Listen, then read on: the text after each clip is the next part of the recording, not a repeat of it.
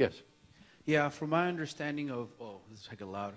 From my understanding of reading your website and looking at all the debates and all the Q&A, I get the impression that evolution, if it were to be true, would not disprove theism. Right. But and you always, like, when you're answering the questions, you always tell them about intelligent design and stuff.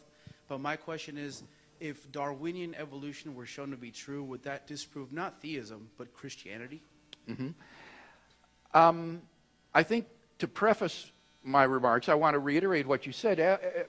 Biological evolution in no way disproves theism. Indeed, recent National Center for Science Education editorial that came out last week said many, indeed probably most, evolutionary biologists are theists, according to this center, and said, therefore, we need to educate the public more about the fact that most evolutionary biologists believe in God, and that people like Dawkins and these others represent a very vocal but radical minority.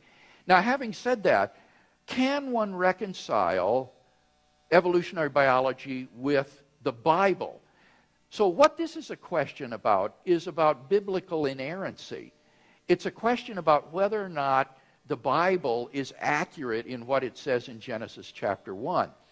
And what I would say there is that this is going to depend upon the genre of literature that you take Genesis 1 to be. I taught a course several years ago on doctrine of creation, and as I poured myself into the Hebrew text of Genesis 1 and read commentaries and studied this, the more, or rather I should say, the less certain I became that I understood it.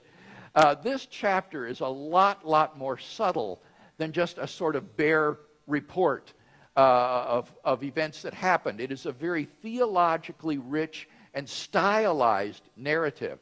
And I think that the view that God created the world in 6 consecutive 24-hour days is only one possible interpretation of that chapter, and that there are many different interpretations that are available to the biblically faithful Christian that don't involve 6 consecutive 24-hour days.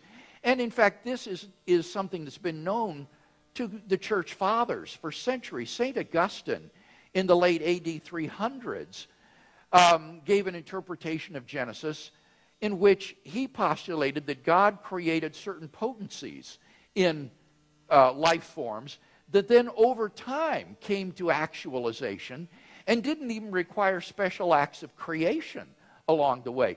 And this wasn't a retreat in the face of modern science. This was 1,500 years prior to Darwin. So I think among educated Christians, it's always been known that Genesis is open to a very wide range of different interpretations that are quite consistent with different theories of evolutionary biology.